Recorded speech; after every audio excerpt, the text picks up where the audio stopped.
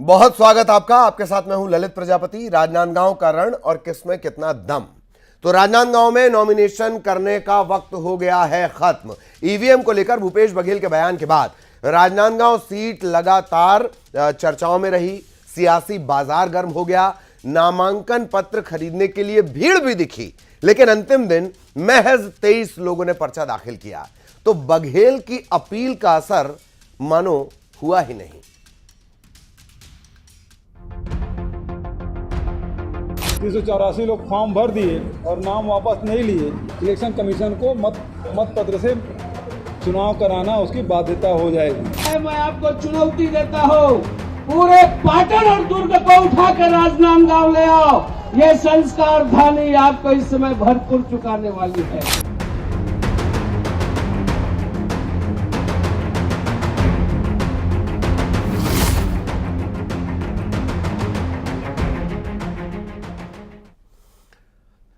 और अब जबकि भूपेश बघेल के 384 लोगों के नॉमिनेशन का फॉर्मूला एक तरह से फेल हो चुका है, तो सवाल उठने लगे कि क्या कांग्रेस बीजेपी के इस गढ़ में सेंध लगा पाएगी।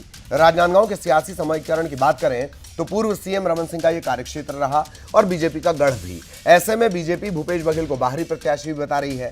राजनांदगांव से सौतेला व्यवहार करने का आरोप भी लगा रही है। कुल मिलाकर राजनांदगांव का रण सज चुका है। प्रत्याशी पूरा दम लगा रहे हैं। सवाल यह भी, किस प्रत्याशी में कितना दम। ईवीएम से नहीं होगा, मत पत्र से होगा। तो जो काम सुप्रीम कोर्ट या इलेक्शन कमीशन नहीं कर सकते वो यहाँ की जनता कर सकती है। 384 लोग फॉर्म भर दिए और नाम वापस नहीं लिए, तो फिर इलेक्शन कमीशन को मत पत्र से चुनाव कराना उसकी बाध्यता हो जाएगी। तो वहाँ तो सभी लोग प्रस्ताव के हम लोग फार्म भरेंगे, 384 से अधिक फार्म भरेंगे। ये छत्तीसगढ़ की हितैषी है। ये जिन प्रकार से वहां भाषण दे है पाटन के अंदर में, ग्रुप के अंदर में, भूपेश बघेल जी मैं आप बता देना चाहता हूं, ये कहे है कि जाओ पाटन के ग्रुप के आदमी मल्ल जाओ, जाके भरो फार्म और 300 फार्म भरो। किंतु मैं भूपेश बघेल जी, ये राजनांदगांव की पूरी लोकसभा की जनता है, मैं आपको चुनौती देता हूं, पूरे पाटन और दुर्ग को उठाकर राजनांदगांव ले आओ। ये संस्कार धानी आपको इस समय भरपूर चुकाने वाली है। तो भूपेश बघेल ने पाटन में लोगों से पर्चा दाखिल करने की अपील की, इसका असर नहीं हुआ। बीजेपी प्रत्याशी ने नामांकन दाखिल किया, मंच से बघेल को चुनौती भी दी। दोनों चीजें आपने सुनी, बघेल ने क्या कुछ कहा था और किस तरह से उसका असर हुआ, अपील कहां से फेल हो गई। बेहद खास पैनल हमारे साथ जुड़ा हुआ है और उससे तारुफ करवा देते हैं, चर्चा की शुरुआत भी करेंगे। श्रीचंद सुंदरानी साहब बीजेपी से हमारे साथ जुड़े हुए हैं। सुंदरानी साहब का स्वागत। बाबूलाल शर्मा साहब, आप वरिष्ठ पत्रकार हैं, बारीक चीजों पर नजर रखते हैं। इस बीच कोशिश ये भी होगी कि हमारे सहयोगी भी जुड़े और कांग्रेस के नुमाइंदे वो भी हमारे साथ जुड़े। हम उनसे पूछ तो लें कि 384 का फेल हो गया है फॉर्मूला, तो अब कोई नया फॉर्मूला अगर उनके पास जीत का हो तो। लेकिन सुंदरानी साहब, पहले आपके पास मैं आना चाहूंगा कि सिर्फ राजनांदगांव की अगर बात कर ली जाए, कितने कॉन्फिडेंट हैं आप, वो भी तब जब लहरों से विपरीत जाके जातिगत समीकरण से इतर आपने संतोष पांडे को रिपीट किया है। सुंदरानी साहब। नहीं, निश्चित रूप से हम राजनांदगांव लोकसभा सीट को भारी बहुमत से जीतेंगे और आदरणीय संतोष पांडे जी वर्तमान सांसद है, 5 साल को सांसद रहते हुए पूरे क्षेत्र का विकास किए। भूपेश बघेल ने पूरे छत्तीसगढ़ का विनाश किया है और कहीं ना कहीं राजनांदगांव संस्कार धानी में उनको सबक मिलेगा। इसके पूर्व विधानसभा चुनाव में भी जिस प्रकार से उन्होंने देवांगन जी को लड़ाया था और जो पूरी तरह डॉक्टर रमन सिंह जी के खिलाफ हारे, तो आने वाले समय में जब रिजल्ट आएगा 4 जून को, तो राजनांदगांव सीट छत्तीसगढ़ में सर्वाधिक मतों से भूपेश बघेल हारने वाले व्यक्ति होंगे। आप निश्चिंत रहिए, भारतीय जनता पार्टी और मोदी जी की गारंटी के नाम पे और भाई संतोष पांडे जी के किए गए विकास के काम, 5 साल क्षेत्र में सक्रियता, जिसका लाभ संतोष पांडे जी को मिलेगा। भूपेश बघेल जी पूरी तरह पराजित होंगे और छत्तीसगढ़ की 11 की 11 सीटें छत्तीसगढ़ भारतीय जनता पार्टी आदरणीय मोदी जी के झोली में डालने वाली है। चलिए 11 की 11 सीटें मोदी जी की झोली में डलने वाली हैं। इस बीच गंगवानी साहब भी हमारे साथ जुड़ गए। बहुत स्वागत है आपका, इंतजार हम कर रहे थे आपका, बहुत स्वागत। आपके पास भी मैं सवाल लेकर आऊंगा, लेकिन इससे पहले एक अपडेट आपको दे दें। सीएम विष्णुदेव साय ने भूपेश बघेल पर तंज कसा है। राजनांदगांव में 23 नामांकन जमा होने पर सीएम ने कहा कि ना 9 मन तेल होगा ना राधा नाचेगी। हालांकि ये उन्होंने पहले भी कहा था, पहले 384 प्रत्याशी हो जाएं फिर बैलेट की बात करें। पक्ष में रिजल्ट आने पर ईवीएम में दोष नहीं दिखता, ये बात उन्होंने कही।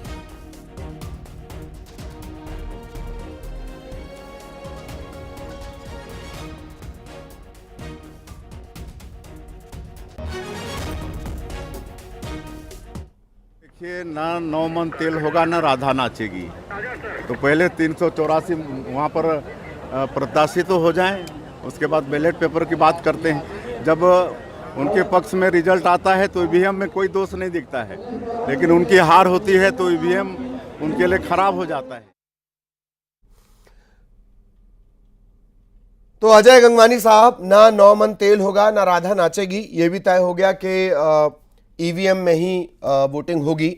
और अपील कहें या एक कार्यकर्ता के सवाल का जवाब देना कहें भूपेश बघेल का, पर यह फॉर्मूला तो फेल। गंगवानी साहब देखिए ललित जी, 2 से 3 बिंदु में जवाब देना चाहूंगा। अभी सुनानी जी का मैं बयान सुन रहा था, 11 में 11 सीट जीतने का दावा कर रहे हैं। भैया अगर 11 की 11 सीट जीतने की स्थिति में है तो आपके 9 जो सिटिंग सांसद थे, 7 सांसदों की टिकट क्यों काटनी पड़ी आपको? अगर मोदी के खिलाफ एंटी इनकम्बेंसी नहीं है, अगर आपने वादा खिलाफी नहीं की है, देश की जनता और क्षत्रिय जनता को नहीं ठगा है, तो 7 सांसदों की टिकट क्यों काटनी पड़ती है? पहली बात। दूसरा, लगातार माननीय मोदी जी एक बात कहा करते थे, कांग्रेस मुक्त भारत। कांग्रेस मुक्त भारत एक सपना रह गया। पूरी तरह से भारतीय जनता पार्टी कांग्रेस मुक्त हो चुकी है। हमारे कैंडिडेट चिंतामणि महाराज, जिसके लिए ईडी कहती है कि भ्रष्टाचार किया, कोयले घोटाले में लाखों रुपए की रिश्वत ली, ऐसा व्यक्ति भारतीय जनता पार्टी में प्रवेश करता है, उसको सरगुजा से टिकट देते हैं। मेरे सुंदानी जी बता दें, क्या भारतीय जनता पार्टी में एक भी ऐसा नेता नहीं है जिसको सरगुजा से टिकट दे सके? दूसरी बात, भोजराज नाग कांकेर के प्रत्याशी, जिसपे एफआईआर दर्ज है, जिसपे यौन शोषण का आरोप है, जिसपे अपहरण का आरोप है, ऐसे व्यक्ति को टिकट देते हैं। तो ये दोहरा टेस्ट देख लीजिए। आज ईडी, आईटी, सीबीआई के दम पे वसूली गैंग आज माफिया के रूप में ब्लैकमेलिंग करके 8,000 करोड़ रुपए देश की कंपनियों से वसूली जाते हैं। चंदा लो, धंधा लो। ऐसे व्यक्ति जो है आज केंद्र में सरकार बनाने का सपना देख रहे हैं।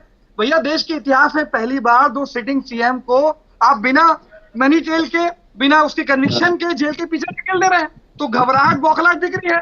नांदगांव में संतोष पांडे ऐसे सांसद हैं जो 5 साल तक जनता को शक्ल नहीं दिखाते। आज माननीय भूपेश बघेल जी की लोकप्रियता से राजनांदगांव से भारतीय जनता पार्टी घबराई हुई है। आज इनके ट्रोल आर्मी, ईटी सेल उनको बदनाम करने की साजिश और षड्यंत्र कर रहे हैं, क्योंकि इनको पता है नांदगांव में हारेंगे। जांजगीर की बात करूं तो 8 की 8 सीटें हमारे पास है। तो आज इनकी स्थिति बहुत बुरी तरह है, इसलिए 7 सांसदों की टिकट काटनी पड़ी ललित जी। जी। चलिए सुंदरानी साहब, इसके जवाब मैं आपसे लूंगा, लेकिन बाबूलाल शर्मा साहब लगातार हमारे साथ बने हुए हैं। बाबूलाल शर्मा साहब, ये ठीक है कि अब चुनाव तो ये तय है कि ईवीएम सही होंगे, संख्या उतनी जा नहीं पाई, लेकिन एक बात और भी है कि कांग्रेस जिन्हें बता रही है कि वो राष्ट्रीय स्तर के नेता हैं, पूरे छत्तीसगढ़ के नेता हैं, उनकी अपील का असर कुछ ऐसा रहा कि आंकड़े 23 तक जाकर सिमट गए। कम से कम कुछ तो आंकड़े नजर आने चाहिए थे। शर्मा साहब कि मैंने उस दिन का जो बयान है वो सुना है जी। उन्होंने जो कहा था भूपेश बघेल ने, वो एक उदाहरण प्रस्तुत किया था कि निजामाबाद में ऐसा हो चुका है। बैलेट पेपर से चुनाव इसलिए कराना पड़ेगा क्योंकि 386 से ज्यादा उम्मीदवार वहां फॉर्म भर चुके थे, लेकिन यहाँ इसलिए संभव नहीं है कि इतने प्रत्याशी आएंगे कहाँ से। सबसे बड़ी बात तो यह है। और अगर एक जगह पे इतने प्रत्याशी आते हैं तो उनके जो 20,000 रुपए जमा करने पड़ते हैं जमानत के, तो 6 करोड़ रुपए तो सिर्फ इतने ही खर्च हो जाएंगे। और जो है एक ही पक्ष के, अगर एक के अपील में अगर इतने लोग भरेंगे तो वो खर्च उसी को वहन करना पड़ेगा। उनके आह्वान पर अगर आएंगे तो ये सामान्य घटना नहीं हो सकती, असामान्य घटना होगी। और उन्होंने उसमें नियम बताया कि ये नियम है, अगर इतने लोग भर दें तो बैलेट पेपर को गिनना पड़ेगा, तो वीवीपैट को गिनना पड़ेगा। इसलिए उन्होंने ये बात कही थी। और निश्चित रूप से जो है स्थितियां जो है वर्तमान में भी एक मांग उठ रही है कि ईवीएम से जो चुनाव होते हैं उसके साथ में सिंपल रूप में जो है वीवीपैट की गिनती भी होनी चाहिए, सिंपल के रूप में। अभी भी ये मांग है और मेरे ख्याल से इस बारे में कोई सुप्रीम कोर्ट में भी गया हुआ है। इसका निर्णय अभी आया नहीं है। तो ये जो राजनांदगांव की परिस्थितियां हैं, और राजनांदगांव में संतोष पांडे अपनी जगह लोकप्रिय है, 2 बार सांसद है, वो वहां पर बहुत काफी जाने माने नेता है, ब्राह्मण नेता है, हाँ और भूपेश पूरे प्रदेश के नेता है। तो निश्चित रूप से दोनों की टक्कर जबरदस्त होगी, इसमें कोई दो राय नहीं है। बिल्कुल। मामले में जो है सबकी नजर, प्रदेश की नजर, पूरे देश की नजर जो है वहां होगी कि पूर्व सीएम जो है वो जीतते हैं या हारते हैं। ये सबसे बड़ा महत्वपूर्ण प्रसंग उनके ये इस लिए। बात का भी शर्मा सर, ये इस बात का भी यहाँ के नतीजे ये भी तय करेंगे कि क्या वाकई जातीय समीकरण से इतर लोकप्रियता या सर्वे रिपोर्ट या फीडबैक ये कुछ काम करता है या नहीं। शर्मा सर बहुत शॉर्ट में प्लीज। बिल्कुल बिल्कुल बिल्कुल सही कहा आपने। इस बात का भी निर्णय होगा कि बाहरी और भीतरी का प्रश्न भी खत्म होगा, और बहुत सारी चीजें इसमें जो है इसका जवाब यहाँ राजनांदगांव की सीट देगी, बिलासपुर की भी सीट देगी, कोरबा की सीट भी देगी। एक नया समीकरण आपको अगले देखने को मिलेगा रिजल्ट के बाद में जी। कि ये बार बार बोला जाता बाहरी भीतरी, तो सबको सब जगह से लड़ने का अधिकार है। जो संविधान ने अधिकार दिया है, आयोग ने अधिकार दिया है, उस अधिकार का यदि उपयोग कोई करता है तो बाहरी भीतरी का प्रश्न राजनीतिक दल क्यों करते हैं? बाहरी भीतरी का प्रश्न यहाँ राजनांदगांव में कर रही भारतीय जनता पार्टी, वहां कर रही है कांग्रेस कोरबा में। तो ये स्थितियां जो है नहीं होनी चाहिए। इसका रिजल्ट भी जो है राजनांदगांव के फैसले के बाद आएगा। जी जी। चलिए वापस श्रीचंद सुंदरानी साहब, अजय गंगवानी साहब की तरफ से बड़े गंभीर आरोप थे, उनका आप जवाब देना चाहेंगे, फिर मैं सवाल करूंगा। देखिए ललित जी, निश्चित रूप से अजय गंगवानी जी ने आरोप लगाया, कहीं न कहीं वो आरोपों का कोई औचित्य नहीं है। आप आरोप लगा रहे हैं कि 9 सांसदों में टिकटें क्यों बदली गई। अरे हम तो नए नए लोगों को अवसर प्रदान करना चाहते हैं। हमने विधानसभा में भी, लोकसभा में भी, क्योंकि भारतीय जनता पार्टी में हजारों ऐसे कार्यकर्ता हैं जो वर्षों से काम कर रहे हैं छत्तीसगढ़ में, क्या उनको अवसर नहीं मिलना चाहिए?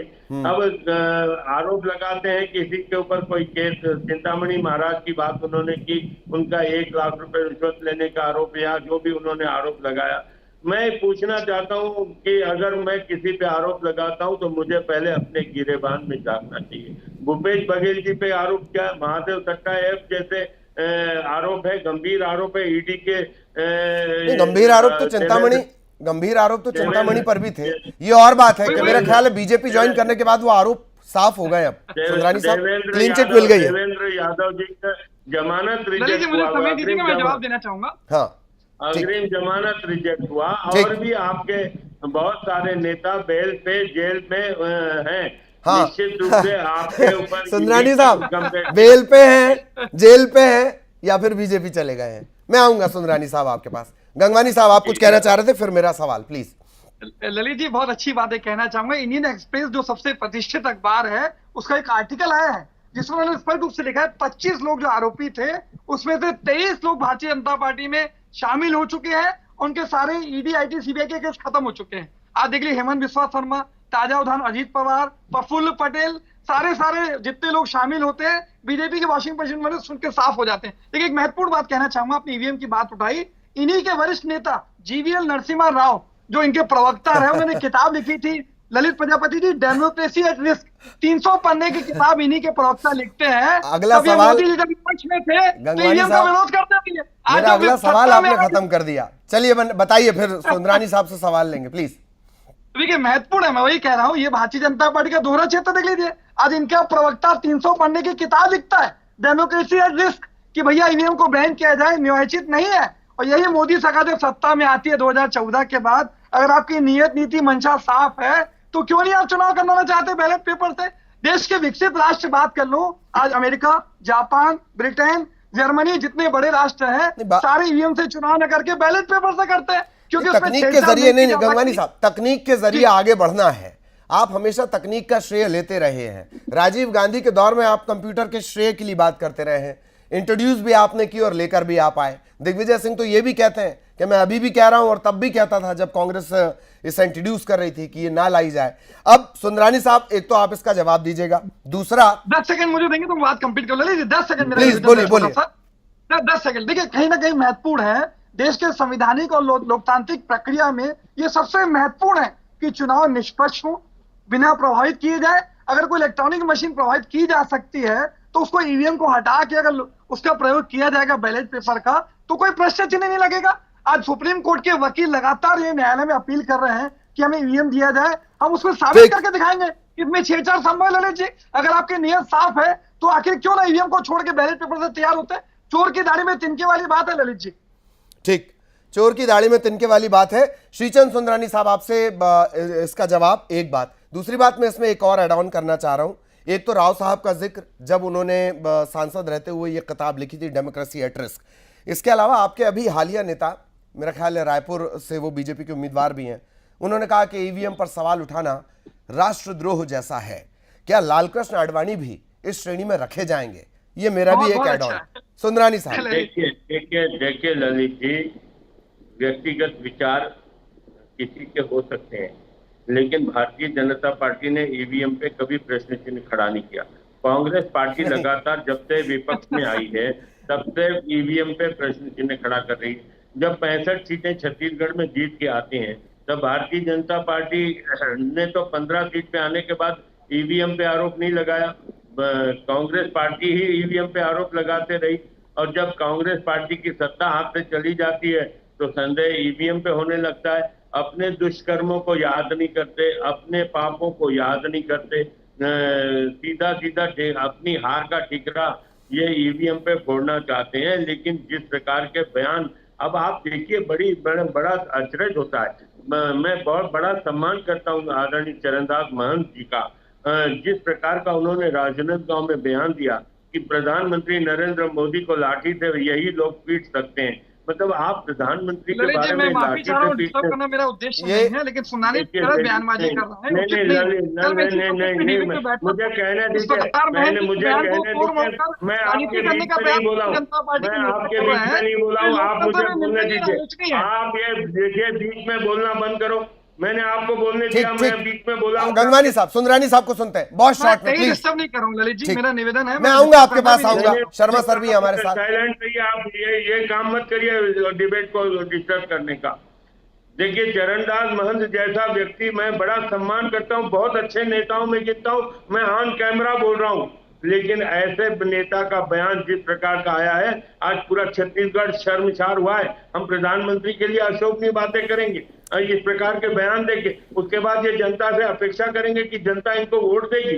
बिल्कुल नहीं देगी। 11 सीटें तुम हराएंगे। कल जब इस बयान पर चर्चा हो रही थी श्रीचंद सुंदरानी साहब, और अगर आप गूगल देव से ही पूछ लें, कई सारे बयान तो वही निकाल कर ले आता है, और उसमें बीजेपी कांग्रेस दोनों दलों के राजनेता हैं। बयानों पे तो बात ना करिए, शर्मा सर इसको बहुत बेहतर जानते हैं।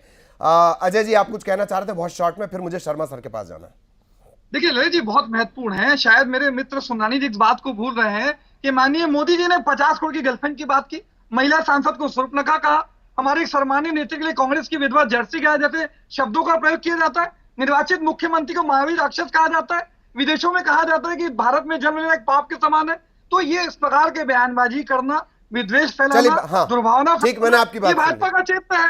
लेकिन महत्वपूर्ण, देखिए मैं 10 आंकड़े लूंगा। आज मोदी गारंटी के नाम से 10 साल तक देश की जनता को ठगा जा रहा है। क्या 2 करोड़ रोजगार मिल गए? क्या 15 लाख आ गए? क्या स्वामीनाथन की रिपोर्ट लागू हो गई? क्या किसानों की आय दुगनी हो गई? क्या 5 ट्रिलियन इकोनॉमी बन गई? ऐसे लगातार खिलाफी का आपका तनाव बढ़ाने वाली, ठीक, आपका तनाव और श्रीचंद सुंदरानी साहब की मुस्कुराहट बढ़ाने वाली एक ब्रेकिंग आ रही, जरा वो दिखा दिया जाए। रायपुर में बीजेपी लगातार अपने मेगा ज्वाइनिंग अभियान को आगे बढ़ा रही है। 500 से ज्यादा लोग बीजेपी में शामिल है, और खास बात इसमें पूर्व कांग्रेस की जो महापौर है वाणी राव, वो भी शामिल हुई हैं। बिलासपुर की पूर्व महापौर रह चुकी हैं वाणी राव। कांग्रेस नेता रवि पांडे भी शामिल हैं। कई दलों के कार्यकर्ता बीजेपी में लगातार शामिल हो रहे हैं। बाबूलाल शर्मा साहब लगातार हमारे साथ बने हुए हैं। शर्मा सर, ये अभियान तो खैर लगातार ज्वाइनिंग अभियान चल रहा है। अगले राउंड में अगर वक्त बचता है तो मैं इससे जुड़ा आपसे सवाल पूछूंगा, पर अभी हाल फिलहाल ये तय हो गया है कि अब यहां पर चुनाव ईवीएम से होंगे। बात वहीं आ जाएगी कि अगर बीजेपी के दावे के हिसाब से नतीजा राजनांदगांव का आता है तो कांग्रेस निश्चित तौर पर ईवीएम को बेवफा कहेगी। ये एक लगभग इस नामांकन के बाद स्थिति में ऐसा लगता है। सर देखिए, मैं ईवीएम के बारे में एकदम निगेटिव नहीं कहूंगा, क्योंकि मैंने बहुत सारी चीजों को देखा है। तो ईवीएम पर पूरा दोष नहीं दिया जा सकता। और बैलेट पेपर का जहां तक मामला है, पहले बैलेट पेपर से ही हुआ करते थे, इस समय बहुत ज्यादा लगता था और निष्पक्षता से चुनाव नहीं होते शर्मा हैं। सर, उसमें फिर ये है ना कि आज आप कह रहे हैं कि नहीं ईवीएम को हैक किया जा सकता है, ये तय है। जिन देशों के नाम गंगवानी साहब ले रहे हैं वहां पर ईवीएम से वापस हुआ है मामला, पर यह भी तय फिर आप कहेंगे कि धनबल दिखा दिया, बूथ लूट लिए, प्रोसेस लेंदी हो जाएगी, बात तो वही आ जाएगी ना सर। मैं वही कह रहा हूँ, मैं कह रहा हूँ कि अगर ऐसी परिस्थितियां पैदा कर दी गई है कि ईवीएम शंकाएं तैर रही है वातावरण में, पूरे देश भर में तैर रही है, कोई एक जगह नहीं तैर रही, पूरे देश भर में ये चर्चा चल रही है, तो ये मेरा व्यक्तिगत विचार ऐसा है कि देखिए, जब जीत जाती है सरकार तो ईवीएम पर सब मौन रहते हैं, और अगर हार जाते हैं तो ईवीएम पे शंकाएं, तो वातावरण में ये सब चीजें तैर रही हैं। हाँ तो मेरा ऐसा मत है व्यक्तिगत रूप से कि प्रत्येक प्रदेश में कुछ ऐसे क्षेत्र चुन लिए जाए जहां पर आप बैलेट पेपर से सिंपल रूप में करा दीजिए। अगर मान लीजिए 90 सीट है हमारे यहाँ, तो 10% 10 सीटों पे जो है वो बैलेट पेपर से करवा दीजिए, तो कुछ सिंपल होने से स्पष्ट हो जाएगा कि बैलेट पेपर सही है या ईवीएम सही है। कुछ तो रास्ता निकालना पड़ेगा इस शंका को समाप्त करने के लिए, नहीं तो ये शंका बनी रहेगी और इसी तरह ईवीएम पे चर्चा चलती रहेगी। मेरा व्यक्तिगत मत तो ईवीएम के खिलाफ नहीं है, लेकिन अगर ये समस्याएं तैर रही है तो उसका समाधान भी कहीं ना कहीं किसी न किसी रूप में आना चाहिए। तो व्यक्तिगत मत मेरा ये है कि सिंपल रूप में कुछ क्षेत्रों में बैलेट से चुनाव होना चाहिए। जी जी, बहुत अच्छा ट्रायल्स सवाल, होते बहुत रहने अच्छा चाहिए। पूछा आपको बाबला जी। तुझे बेरहम बेमुरव्वत कहूं तो मेरी मोहब्बत की तौहीन होगी। अब तकनीक का भी तो सहारा लेना ही पड़ेगा ना। अजय जी प्लीज, आपकी मुस्कुराहट के साथ एक सवाल ये भी, लगातार टूट जो आपकी परेशानी बनी हुई है, वो ठीक है कि आप कह रहे हैं कि चलिए अच्छा है, सफाई हो जा रही है, लोग हमारे यहाँ से निकल जाएंगे, पर चिंता तो बढ़ेगी कांग्रेस की। देखिए ललित जी, दो चीजें कहना चाह रहा था। आज कहीं ना कहीं Bharatiya Janata party ED, IT, CBI के दम पर ब्लैकमेलिंग करके, प्रेशर पॉलिटिक्स करके हमारे कांग्रेस के नेताओं को, विपक्ष के नेताओं को भारतीय जनता पार्टी में शामिल करने का दुष्प्रयास कर रही है। आज कांग्रेस मुक्त भारत तो नहीं, कांग्रेस युक्त भाजपा हो चुकी है। देखिए गुजरात का छोटा सा उदाहरण दे दूं, इतने ज्यादा लोगों को कांग्रेस प्रवेश करा चुके हैं कि वहां के नेता में सिर्फ डबल मची है। बड़ोदरा और अन्य सीटों पे जिस उम्मीदवार को टिकट दी जाती है वो उम्मीदवार खुद अपनी टिकट लौटा रहे हैं। तो ये दिख रहा है। आज बहुत छोटा सा उदाहरण मैंने यहाँ का भी दिया, चिंतामणि महाराज को भैया आपने ले लिया, जो सरगुजा में भाजपा के झंडे उठा रहे हैं, भाजपा जिंदाबाद के नारे लगा रहे हैं। कांग्रेस के व्यक्ति प्रवेश करते 2 घंटे के अंदर टिकट मिल जाती है। तो ऐसे व्यक्ति अगर होंगे तो भाजपा के जो पुराने नेता हैं, जो सरगुजा से टिकट की उम्मीद लगा के रखे थे, उनमें कहीं ना कहीं ललित जी आज वो गुटबाजी और अंतकलह दिख रही है। और देखिए एक बहुत छोटा सा उदाहरण दे दूं, आज महाराष्ट्र में शिवसेना के जो उम्मीदवार घोषित होते हैं 9 बजे और 10 बजे ईडी का नोटिस चले जाता है। तो ये दिख रहा है कि किस प्रकार से भारतीय जनता पार्टी, भैया मिशन 370 की बात कर रहे हैं, 400 जीतने का दावा कर रहे हैं। अगर आप इतने श्योर हैं तो आगे ईडी, ईटीआई, सीबीआई के दम पे क्यों लोगों को प्रवेश कराने के लिए मजबूर किया जा रहा है? इस बात का जवाब श्रीचंद सुंदरानी जी को देना चाहिए। ललित जी, श्रीचंद जी, आपसे ही जवाब ले लिया जाए इस बात का कि जो तमाम तरह के ईडी, सीबीआई, प्रेशर पॉलिटिक्स, उसका एक जिक्र आया है। एक ये भी आया है, मन में सवाल उठता है कि संयोग है या प्रयोग है। श्रीचंद जी, नहीं ललित जी, अगर जो ईडी की कार्रवाई हो रही है, इनकम टैक्स की कार्रवाई हो रही है, तो क्या वहां पे नहीं मिल रहे हैं भ्रष्टाचार के प्रमाण, नहीं मिल रहे हैं पैसे, नहीं मिल रहे हैं जेवर, नहीं रेडें क्या विफल हो गई है? एक भी रेड विफल हुई है क्या? क्या दोषी लोगों को, भ्रष्टाचारियों को के ऊपर कार्रवाई करना बंद कर दे कांग्रेस? ये चाहती है क्या? कांग्रेस पार्टी चाहती है कि भ्रष्टाचार के मामले में कोई भी कार्रवाई सरकार न करे? ये आरोपी का दोषी हो जाना, इसका जो सक्सेस रेट है वो 0.49 है मेरा ख्याल है। नहीं, आरोपी हाँ, का 100 बिल्कुल सही ललित जी, सही आंकड़ा आपके एकदम। श्रीचंद जी, 0.47 नहीं अजय जी सुनते हैं, हाँ बोलिए बोलिए, सुंदरानी जी सुन रहे हैं आपको। आवाज कट गया जी, मैं सुन रहा हूं सर, आपकी आवाज आ रही है, बताएं प्लीज। चलिए, मेरा ख्याल है कि तकनीकी दिक्कत आ गई है। मैं जवाब दे देता हूँ बहुत शॉर्ट में अजय जी प्लीज। देखिए मेरे मित्र श्रीचंद जी बात कर रहे हैं, आपने खुद बहुत अच्छा जिक्र किया कि कन्विक्शन रेट जो है मात्र 0.47। सुप्रीम कोर्ट का निर्णय देख लीजिए ललित जी, उन्होंने स्पष्ट रूप से कहा ईडी जो है भय और आतंक का माहौल न बनाए, अपनी प्रक्रिया को पारदर्शी बनाए। मेरे मित्र भारतीय जनता पार्टी के देश में किसी एक नेता के भी नाम बता दें जिसपे ईडी ने कार्रवाई की हो। आज हेमंत बिस्वा शर्मा, अजीत पवार, ताजा उदाहरण प्रफुल्ल पटेल, सारे नेता भाजपा में शामिल होने के बाद सारी ईडी, आईटी, सीबीआई की कार्रवाई खत्म। हमारे छत्तीसगढ़ के नेता चिंतामणि महाराज, भैया इन्हीं की ईडी कहती है लाखों रुपए रिश्वत ले रहा है। आज सरगुजा से टिकट मिलने के बाद एसीबी जो एफआईआर चलिए, दर्ज हाँ, करती है उसमें नाम हटा दिया जाता है। ठीक, तो दिख ठीक, रहा है ठीक। कि ईडी आईटी सीबीआई किसके इशारे पर हाँ, हाँ। किसको फायदा पहुंचाने के लिए प्रेशर पॉलिटिक्स के रूप में काम कर रही है। ठीक। ये देश की जनता, छत्तीस जनता समझ रही चलिए है। रोकना चाहूंगा अजय जी, रोकना चाहूंगा। श्रीचंद सुंदरानी साहब एक तो तकनीकी दिक्कत के चलते सुन नहीं पा रहे हैं। बहुत बहुत शुक्रिया आप सभी का। शर्मा सर, एक और बड़ा सवाल था लेकिन मैं आपके पास आ नहीं पाया, और बड़ी अच्छी बात एक ये भी है कि आरोप लगे हैं, आरोप लगने के बाद वॉशिंग मशीन में गए, कुछ के दाग धुल गए, कुछ के नहीं धुले हैं। अरे जिनके नहीं धुले हैं उनका ही रिकॉर्ड कम से कम बता दिया जाए। राजनांदगांव से हम शुरू हुए थे और वॉशिंग मशीन तक पहुंचे हैं। दर्शकों का बहुत बहुत धन्यवाद।